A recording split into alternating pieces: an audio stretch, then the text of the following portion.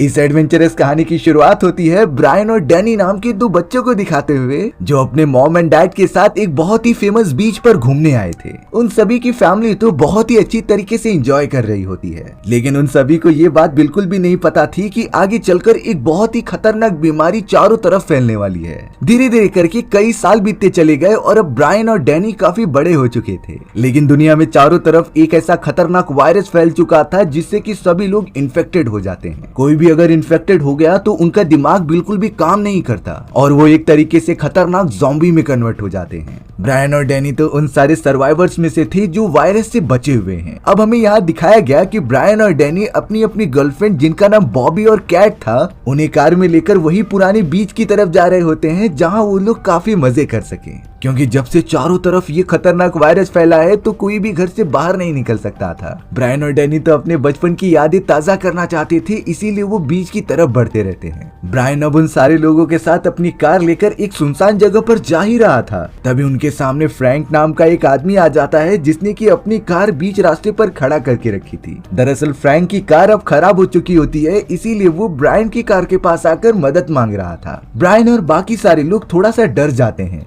इसीलिए उन्होंने अपनी कार के सारे विंडोज बंद कर लिए थे। फ्रैंक जैसे ही कार के पास आता है तभी बॉबी ने दूसरी कार में एक छोटी बच्ची को देखा था। वो बच्ची तो पूरी तरीके से इन्फेक्टेड हो चुकी थी। ये बात उसने ब्रायन और डैनी दोनों को बता दी, इसीलिए अब ब्रायन ने फ्रैंक की मदद करने के लिए साफ साफ मना कर दिया था। फ्रैंक इस बात से बहुत ज्यादा गुस्सा हो जाता है क्योंकि वो इस जगह से निकलने के लिए सिर्फ उन लोगों पर ही डिपेंडेंट था और अगर ब्रायन और उसके दोस्त चले गए तो वो भी यहीं पर फंसा रह जाएगा। इसीलिए अब फ्रैंक उनकी कार को तोड़ने के लिए एक छोटा सा टूल लेके आकर हमला करने लगता है। ब्रायन ने तुरंत ही अपनी कार चालू की और साइड वाले रास्ते से होते हुए दूसरी सड़क पर निकल गया। हालांकि वो सब फ्रैंक के हमले से तो बच जाते हैं, लेकिन अब उनकी कार का फ्यूल सिस्टम खराब हो चुका था। उनका पूरा फ्यूल रास्ते पर गिरते चले जाने के कारण कार आगे जाकर रुक गई थी। बहुत ज्यादा कोशिश करने के बाद भी वो कार को रिपेयर कर ही नहीं पाते और अब उन सभी के पास कोई और ऑप्शन नहीं था फ्रैंक की कार के पास जाकर उससे मदद मांगने के सिवाय। हालांकि ब्रायन कह रहा था कि वो लोग इन्फेक्टेड हो सकते हैं जिससे हमारी जान को खतरा होगा,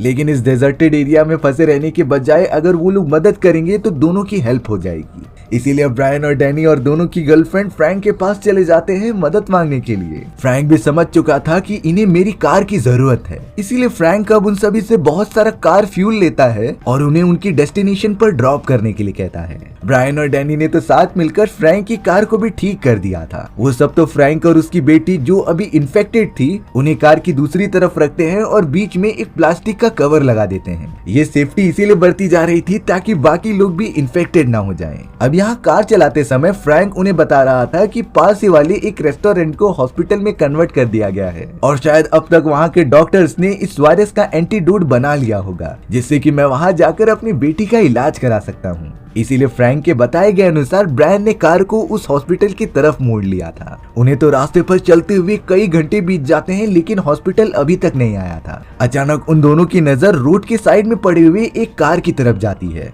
ब्रायन और डैनी तो उतरकर देखने चले गए कि ये कार चलती भी है कि नहीं। डैनी जो ब्रायन का छोटा भाई था वो कार का दरवाजा जैसे ही खोलता है तो उसके अंदर एक इन्फेक्टेड आदमी मौजूद था जो पूरी तरीके से मर चुका होता है। उस डेड बॉडी को इग्नोर करते हुए डैनी कार की चाबियां ढूंढने लगा। उसे चाबी तो मिल जाती है लेकिन वो अब नीचे गिर चुकी थी। डैनी जब कार की चाबियों को हाथ में लेकर ऊपर ही उठ रहा था तभी कार के अंदर मौजूद वो इन्फेक्टेड आदमी अपनी आंखें खोल लेता है, यानी कि वो इन्फेक्टेड आदमी पूरी तरीके से जिंदा था। डैनी और ब्रायन तो इन सारी चीजों से बहुत ज्यादा डरते हुए बाकी लोगों के साथ कार में आ जाते हैं, जिसके बाद वो सब उस जगह से काफी दूर निकल गए थे। अगर कोई भी इन्फेक्टेड आदमी अगर उन्हें टच भी कर लेगा तो वायरस उनकी बॉडी में अपने आप घुस जाता था। इसीलिए ब्रायन और डैनी इन्फेक्टेड लोगों से दूर रहने की कोशिश कर रहे थे। अब यहाँ ब्रायन और उसके सारे दोस्त कैसे भी करके हॉस्पिटल तो पहुंच गए थे। वो हॉस्पिटल के अंदर जा ही रहे होते हैं तभी ब्रायन की गर्लफ्रेंड जिसका नाम बॉबी था वो कहती है कि मैं गाड़ी के अंदर ही उस छोटी बच्ची यानी कि फ्रैंक की बेटी जूडी के साथ रुकेगी, क्योंकि उस छोटी बच्ची का भी प्रोटेक्शन करना उतना ही ज्यादा जरूरी था। था। ब्रायन के साथ काफी देर तक डिस्कशन करने के बाद बॉबी उसे मना ही लेती है। ब्रायन, डैनी, फ्रैंक और कैट तो लगातार हॉस्पिटल के अंदर जाने लगे थे कुछ मदद मांगने के लिए। हॉस्पिटल पूरी तरीके से एकदम सुनसान बन चुका था। आसपास तो कोई भी पेशेंट्स दिखाई नहीं दे रहे होते।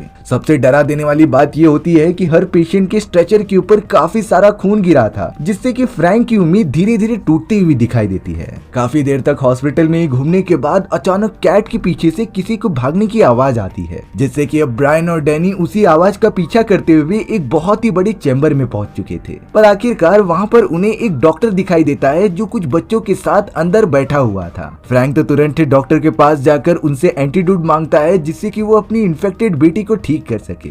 लेकिन वो डॉक्टर बहुत ही ज्यादा निराश लग रहा था। हमें बाद में पता चला कि वो डॉक्टर और उसके साथ मौजूद सारे बच्चे भी इन्फेक्टेड हैं, जो अब सिर्फ अपनी मौत का इंतजार कर रहे थे। डॉक्टर ने फ्रैंक को बताया कि हमारी पूरी टीम ने वायरस का एंटीडोट तो बना लिया था, लेकिन यह एंटीडोट कुछ समय बाद एकदम से फीका पड़ गया और हमारे ऊपर ही अटैक करने लगा। जितने भी लोगों ने ये एंटीडोट लिया था वो भी इन्फेक्टेड होते चले जा रहे थे और अब हमारे पास कोई और रास्ता नहीं है इस वायरस से पीछा छुड़ाने का। फ्रैंक डॉक्टर से रिक्वेस्ट करने लगता है क्योंकि यही एंटीडोट उसकी बेटी को बचा सकता था। पर अब डॉक्टर कोई भी रिस्पांस न देने के कारण फ्रैंक को काफी गुस्सा आ जाता है। उसने तो ब्रायन के हाथ से एक गन उठाई और डॉक्टर के ऊपर पॉइंट कर दिया। फ्रैंक का कहना था कि अगर तुम मुझे एंटीडोट नहीं दोगे तो मैं तुम्हें जान से मार दूंगा। पर डॉक्टर तो इस चीज पर बिल्कुल भी रिएक्ट ही नहीं करता, क्योंकि उसे पता होता है कि वो एक समय के बाद मरने वाला है। फ्रैंक भी अब पूरी तरीके से टूट चुका था, क्योंकि वो एंटीडोट ही उसकी बेटी को बचाने की आखिरी उम्मीद थी और अब तो वो भी अच्छे से काम नहीं कर रही है। अब हमें यहाँ कार के अंदर बॉबी दिखाई गई, जो फ्रैंक की बेटी जूडी से कुछ बातें कर रही थी। जूडी, जो कि पूरी तरीके से इन्फेक्टेड होती है, उसके बीच में एक ट्रांसपेरेंट दीवार बना दी गई थी, जिससे कि वो यहाँ पर ना आ सके।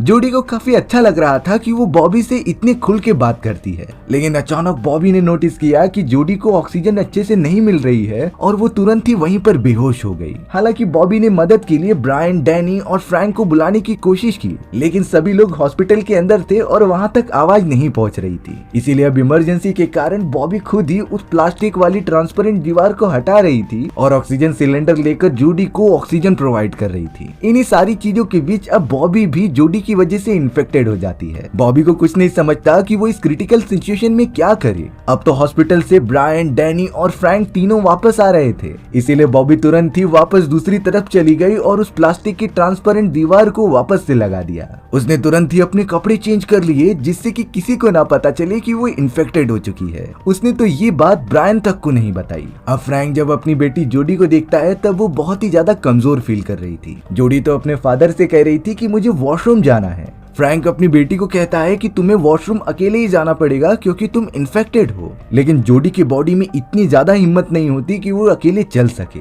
इसीलिए फ्रैंक अब डिसाइड करता है कि वो खुद ही अपनी बेटी को वॉशरूम लेकर जाएगा। फ्रैंक ने तो डैनी और ब्रायन को कह दिया था कि मैं अपनी बेटी को फ्रेश करा के लेकर आता हूँ, तब तक तुम यहीं पर रुके रहो। फ्रैंक के वहां से जाते ही ब्रायन अपने छोटे भाई डैनी से कहने लगा कि हमें यहाँ से कार पकड़ के निकलना चाहिए, लेकिन डैनी, जो बहुत ही ज्यादा ईमानदार और नर्म दिल था, उसके पास अपनी एक बेटी की जिम्मेदारी है जो पूरी तरीके से इन्फेक्टेड है और उसने मुश्किल समय में हमारी मदद की, तो हमें भी उसकी मदद करनी चाहिए। पर ब्रायन तो अपने छोटे भाई डैनी को जबरदस्ती कार में बिठाता है, क्योंकि इसी तरीके से वो सरवाइव कर पाएंगे, नहीं तो उनका बचना बहुत ही ज्यादा मुश्किल हो सकता था। ब्रायन तो जबरदस्ती डैनी और बाकी दोस्तों को कार के अंदर बिठाता है और फ्रैंक और उसकी बेटी को लिए बिना वहाँ से दूर निकलता है। ब्रायन को इस सिचुएशन में सिर्फ इतना पता था कि उन्हें अपनी जान बचानी है, ना कि दूसरों की। अब वो सभी अपनी कार को एक सुनसान जगह पर लाकर उसकी अच्छी तरीके से सफाई करने लगे थे। उनका मानना था कि कार के अंदर किसी भी टाइप का इन्फेक्शन वाला वायरस रहना नहीं चाहिए, नहीं तो उनमें से कोई भी इन्फेक्टेड हो सकता था। वहीं बॉबी, जो पूरी तरीके से इन्फेक्टेड थी, वो अपने सारे कपड़े कार के नीचे छुपा देती है, जिससे कि किसी को भी उसके बारे में पता ना चल सके। और अब कार को अच्छी तरीके से साफ करने के बाद वो सब अंदर बैठकर एक होटल के पास पहुंच चुके थे, जो पूरी तरीके से खाली हो चुका था। अंदर जाने पर तो उन्हें सारी चीजें तबाह हुई मिलती हैं, जैसे कि किसी ने यहाँ पर हमला किया हो। ब्रायन और डैनी को लग रहा था कि शायद ये काम किसी खतरनाक ज़ॉम्बीज का हो सकता है। ब्रायन तो अब वहाँ मौजूद एक पूल के अंदर सारी चीजों को साफ कर रहा था जिससे वो ये यूज कर सके, पर तभी अचानक उसे एक डेड बॉडी दिखाई देती है जो पानी के अंदर मौजूद थी। डेड बॉडी को देखते ही ब्रायन काफी ज्यादा डर गया और अब वो पानी में गिरने ही वाला था, लेकिन वो डैनी की मदद लेकर खुद को कैसे भी बचाता है, क्योंकि उस इन्फेक्टेड डेड बॉडी की वजह से पूरा का पूरा पानी इन्फेक्शन से भर चुका था और अगर कोई भी पानी के अंदर जाएगा तो वो खतरनाक वायरस उसके भी बॉडी में चले जा सकते थे। ब्रायन, डैनी और कैट तो होटल में मौजूद बहुत ही बड़े गार्डन में आकर काफी मजे कर रहे थे, सिवाय बॉबी के, क्योंकि उसे पता था कि वो इन्फेक्टेड है और कुछ ही समय के अंदर अंदर वो भी मारी जाएगी। बॉबी को कुछ उदास हुआ देखकर ब्रायन उसके पास आता है और उसे किस करने की कोशिश भी करता है, लेकिन बॉबी को ये बात पहले से पता थी कि अगर वो ऐसा करेगी तो ब्रायन भी इन्फेक्टेड हो जाएगा, इसीलिए वो कुछ न कुछ बहाना बना के ब्रायन पर काफी गुस्सा हो जाती है और वहाँ से दूर चले जाती है। ब्रायन भी नहीं समझ पाता कि आखिर बॉबी का बिहेवियर इस तरीके से कैसे बदल गया। अब हमें यहाँ रात के समय केट दिखाई जा रही थी जो टेलीफोन्स पर किसी से बात करने की कोशिश कर रही होती है। उस जगह पर तो अब बॉबी भी आ जाती है। बॉबी को बात करने पर पता चलता है कि केट तो अपने रिलेटिव्स और मॉम एंड डैड को कॉल करने की कोशिश कर रही थी। उसने केट को साफ साफ बताया कि हमारे सारे पेरेंट्स अब मारे जा चुके हैं और अब हम सब भी उन्हीं की तरह जान से मारे जाएंगे कुछ ही समय के अंदर। केट तो बिल्कुल नहीं समझ पाती कि आखिर बॉबी ऐसा क्यों कह रही है। केट तो बॉबी से बात किए बगैर दूसरी तरफ चली गई। केट तो अब डैनी से मिलती है और अब दोनों साथ मिलकर एक साथ बात करने लगे थे। तभी अचानक उन दोनों को अपने आसपास किसी के होने का एहसास होता है। डैनी और कैट उन सभी से बचने के लिए किचन में जाकर छुप जाते हैं, पर वहाँ पर जो भी अनजान चीज मौजूद थी वो उन दोनों को चारों तरफ से घेर लेती है। यहाँ बाहर की तरफ ब्रायन गोल्फ खेल रहा था और काफी सारी ड्रिंक पी रहा था। उसे ये बिल्कुल भी सहन नहीं होता कि आखिरकार बॉबी उससे दूर क्यों जा रही है। ब्रायन तो पूरी तरीके से नशे में धुत हो चुका था और उसे कुछ समझता ही नहीं कि क्या करे। तभी ब्रायन की नजर एक अनजान आदमी की तरफ गई जो उसी होटल में मौजूद होता है। ब्रायन तो कंटेनर के पीछे छुपकर उस आदमी को लगातार देख रहा था जिसके हाथ में एक गन भी मौजूद होती है। जैसे ही वो अनजान आदमी ढूंढते हुए ब्रायन के पास पहुंचा तभी ब्रायन गोल्फ स्टिक से उसके ऊपर हमला कर देता है। ब्रायन उस आदमी की गन लेकर उससे पूछने लगा कि आखिर तुम लोग हो कौन। तब जाकर वो आदमी बताता है कि मैं मेरे ग्रुप के साथ इस जगह पर बहुत पहले से रह रहे हैं। हमारे पास खाने के सप्लाईज खत्म होने के कारण हम वही खाना लेने शहर में गए थे और आज ही हम इस जगह पर वापस लौट रहे हैं। ब्रायन भी देखने पर समझ जाता है कि ये लोग इन्फेक्टेड नहीं हैं, बल्कि ये तो हमारी तरह ही सर्वाइवर्स हैं जो इस होटल के अंदर रह रहे थे। अब बाद में पता चला कि उस आदमी के बहुत सारे ग्रुप्स ने डैनी, कैट और बॉबी को बंदी बना लिया है जो उस जगह पर लेकर आ रहे थे। उस अनजान आदमी के दोस्तों ने तो ब्रायन को बहुत ज्यादा मारा और अपने साथी को छुड़ा लिया, लेकिन ब्रायन तो पूरी तरीके से नशे में एकदम धुत था। उसे कुछ समझ में नहीं आ रहा होता कि वो क्या करे, इसीलिए ब्रायन लगातार उन सारे लोगों की बेइज्जती कर रहा होता है और कहता है कि तुम कितने डरपोक हो। ये बातें उन अनजान लोगों के ग्रुप्स को बिल्कुल पसंद नहीं आती और वो काफी गुस्सा हो जाते हैं और अब उनके पास जो हथियार मौजूद थे वो उसकी मदद से लगातार ब्रायन को मारने लगते हैं। कुछ ही देर में उन लोगों का ग्रुप ब्रायन और उसके सभी दोस्तों को होटल के अंदर लेकर चले आए। दरअसल उस ग्रुप के सारे लोग अपने एक टीम मेंबर को ढूंढ रहे थे जो इस जगह पर रुका हुआ था। ब्रायन बताता है कि मैंने एक आदमी की बॉडी पूल के अंदर देखी है। जब वो ग्रुप के लोग पास जाकर देखते हैं तो पता चला कि ये तो उनका ही मेंबर है जो अब मारा जा चुका था। उन्हें लग रहा होता है कि ब्रायन और उसके दोस्तों ने ही उनके टीम मेंबर को जान से मारा है, इसीलिए वो काफी गुस्सा हो रहे थे। पर डैनी, कैट और बॉबी लगातार समझाते हैं कि हमें ये आदमी यहीं पर पहले से मरा पड़ा हुआ मिला था, इसमें हमारी कोई गलती नहीं है। वो सारे टीम मेंबर्स आपस में डिस्कस भी कर रहे थे कि ये आदमी बहुत ही ज्यादा लापरवाह था और हम जब यहाँ से निकल रहे थे तो वो काफी ज्यादा कमजोर भी हो चुका होता है। इसके बाद उन अनजान लोगों के ग्रुप ने ब्रायन और डैनी की कार में से सारा पेट्रोल और फ्यूल बाहर निकाल लिया और उन दोनों को यहाँ से जाने के लिए कहा। उन दोनों ने तो बॉबी और केट को अपने पास पकड़ कर रख लिया था। हालांकि टीम लीडर अपने बाकी साथियों को कह रहा होता है कि हमें ऐसा नहीं करना चाहिए, इसीलिए बॉबी, केट दोनों को ही अच्छे से चेक किया जाने लगा कि दोनों में से कोई इन्फेक्टेड है कि नहीं। तभी एक डार्क रियलिटी सभी को पता चलती है कि बॉबी इन्फेक्टेड है और अब तो सारा इन्फेक्शन उसकी बॉडी में धीरे धीरे फैलने भी लगा था। उन लोगों के सभी टीम मेंबर्स बॉबी से दूर हटने गए और उसे कहा कि तुम यहाँ से चली जाओ। ब्रायन और डैनी तो एक अच्छा मौका देखकर बॉबी और कैट को कार में बिठाकर वहाँ से दूर निकल जाते हैं। उनकी जान तो बहुत मुश्किल तरीके से बची थी क्योंकि उन लोगों के पास गन मौजूद होती है। यहाँ ब्रायन बॉबी से बहुत ज्यादा गुस्सा हो रहा था क्योंकि उसने ये बात उसे पहले क्यों नहीं बताई। ब्रायन बहुत ही ज्यादा गुस्से में गाड़ी चलाता है और एक पेट्रोल स्टेशन के पास आकर रोक देता है। ब्रायन तो बॉबी को बाहर निकालकर उसके ऊपर लगातार चिल्ला रहा था क्योंकि उसने तो पहले ही मना किया था कि तुम उस लड़की के पास बिल्कुल मत जाना, लेकिन ये तो बॉबी की जिद थी जो आज उसकी जान लेने पर तुली है।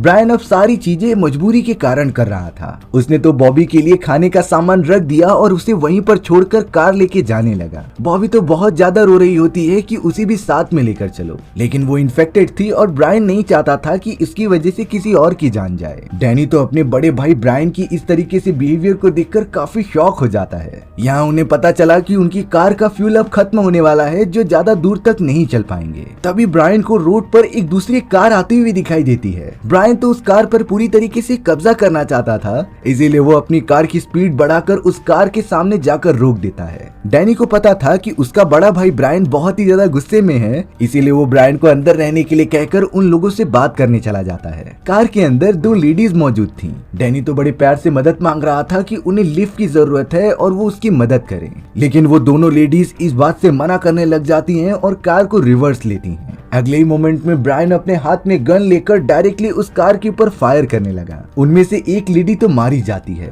पर दूसरी लेडी जब कार में से बाहर निकली तो उसके पास भी गन मौजूद होती है। उसने तो तुरंत ही ब्रायन के पैर पर हमला कर दिया। ब्रायन दर्द के मारे नीचे गिर जाता है, लेकिन उसने दूसरी लेडी को भी जान से मार दिया। ब्रायन और कैट तो अब उन सभी की कार को हाईजैक करके वापस जाने लगे थे, लेकिन डैनी अपने भाई ब्रायन की इस बिहेवियर को देखकर उसे रोकता रहता है कि तुम कहीं नहीं जा सकते। डैनी के हिसाब से किसी की जान लेना बहुत ही बड़ा अपराध था, लेकिन ब्रायन तो अपने छोटे भाई की कोई भी बात नहीं सुनता। ब्रायन डैनी को गुस्से में पकड़ लेता है और कहता है कि तुम हमेशा लापरवाह रहोगे क्योंकि तुम्हारे साथ हमेशा मैं रहा हूँ मदद करने के लिए। ब्रायन ने डैनी को एक सीक्रेट बात बताई कि जब हमारे मॉम एंड डैड इन्फेक्टेड हो चुके थे तब मैंने ही कमरे में जाकर बंदूक से उन दोनों को मार दिया क्योंकि उन दोनों की वजह से हम भी इन्फेक्टेड हो जाते, और आज बॉबी इन्फेक्टेड होने के कारण मैंने तुम सभी की जान बचाने के लिए उसे वहीं छोड़ दिया। डैनी इतना तो समझ जाता है कि उसका बड़ा भाई ये सारी चीजें सिर्फ कंडीशन के हिसाब से कर रहा है और उसे सिर्फ हम लोगों की जान बचानी है।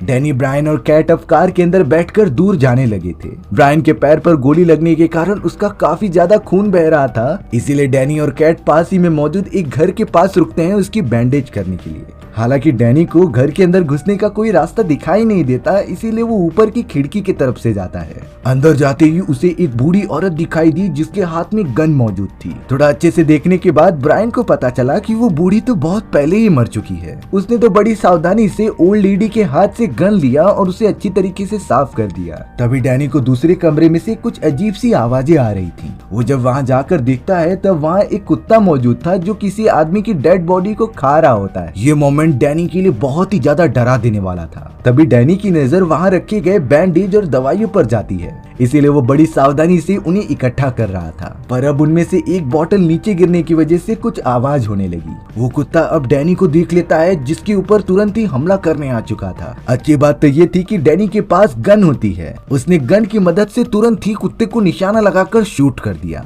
डैनी अब सारी दवाइयाँ और बैंडेज लेकर केट के पास आ जाता है, लेकिन केट डैनी से कह रही थी कि तुम्हारे ऊपर कई सारे खून लगे हुए हैं, पर डैनी इस बात का श्योरिटी देता है कि ये खून किसी इन्फेक्टेड आदमी का नहीं बल्कि एक कुत्ते का था। उसने मेरे ऊपर हमला कर दिया और मुझे प्रोटेक्शन के लिए उसे मारना ही पड़ा। अब डैनी जैसे ही अपने भाई के पास आकर उसकी मरहम पट्टी करने के लिए आगे बढ़ता है तब उसका पैर देखने पर पता चला कि ब्रायन भी इन्फेक्टेड है। दरअसल ब्रायन ने जाते समय इन्फेक्टेड हुई बॉबी को किस कर लिया था, इसीलिए अब वो खतरनाक वायरस ब्रायन की भी बॉडी में चारों तरफ फैल रहा है। डैनी इस बात से बहुत ही ज्यादा इमोशनल हो जाता है कि उसे अब अपने भाई को किसी भी तरीके से छोड़ना होगा। ब्रायन को भी ये बात साफ साफ पता थी। अब काफी ज्यादा रात होने के कारण वो तीनों उसी जगह पर रुकने का डिसाइड करते हैं। ब्रायन को तो काफी ज्यादा चोट लगने के कारण वो तो सो चुका था।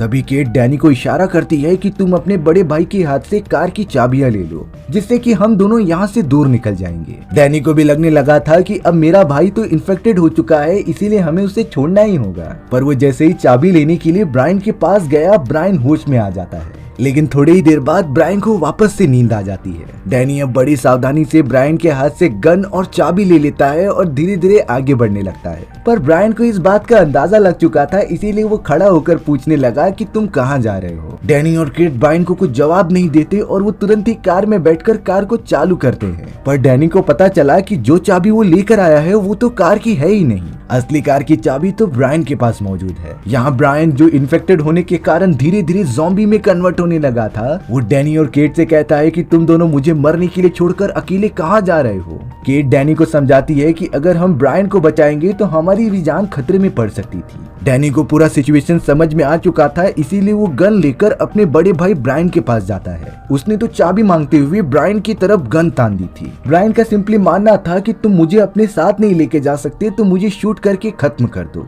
डैनी के हाथ कांप रहे होते हैं, लेकिन उसे इस बात का पता था कि अगर वो ब्रायन को नहीं मारेगा तो वो दोनों भी खतरे में पड़ जाएंगे। अगले ही मोमेंट में हिम्मत करके डैनी ने ब्रायन को शूट कर दिया। ब्रायन तो पूरी तरीके से मर जाता है। डैनी अपने भाई की डेड बॉडी को जलाकर केट के साथ कार में बैठकर वहां से निकल गया था। अब वो दोनों काफी लंबा सफर तय करने के बाद उसी बीच पर आ जाते हैं जहां डैनी और ब्रायन के पेरेंट्स उन्हें हमेशा वेकेशन के लिए लेकर आया करते थे। उस बीच को अच्छे से देखने के बाद डैनी को अपने भाई के साथ बिताए गए अच्छे पल याद आ रहे थे। इस समय वो अपने बड़े भाई को काफी ज्यादा मिस कर रहा था। डैनी को वहाँ की सारी यादें ताजा हो जाती हैं जब वो अपने मॉम एंड डैड और ब्रायन के साथ काफी मजे करता, पर अब सिचुएशन कुछ ऐसी थी कि डैनी ने उन सारे लोगों को खो दिया था। उन दोनों के पास तो सरवाइव करने के लिए भी ज्यादा रिसोर्सेस नहीं बचे हुए होते और हमारी ये कहानी भी यहीं पर खत्म हो जाती है। सो व्यूअर्स, आपको ये स्टोरी कैसी लगी कमेंट सेक्शन में बताना भूलना मत, और अगर आपको मेरा एक्सप्लेनेशन 1% भी अच्छा लगा होगा ना तो वीडियो को लाइक एंड चैनल को सब्सक्राइब जरूर कर देना। मिलते हैं इसी तरीके की मजेदार वीडियोस में, तब तक के लिए बाय बाय।